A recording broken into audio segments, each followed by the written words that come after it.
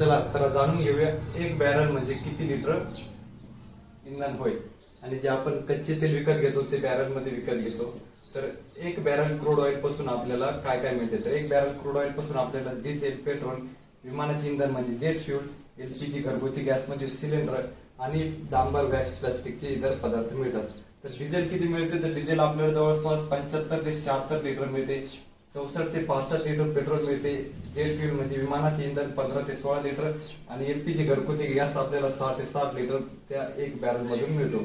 आणि बाकी इतर 25 लिटर मध्ये डांबर, वॅक्स, प्लास्टिक साठीचे केमिकल्स, पेंट्स वगैरे इतर सर्व पदार्थ त्याच्यातून मिळतात। असे टोटल 159 लिटर म्हणजे एक बॅरल पासून आपल्याला फायनल जे टोटल आहे इंधनची क्वालिटी ती जवळपास 185 ते 189 लिटर मिळते।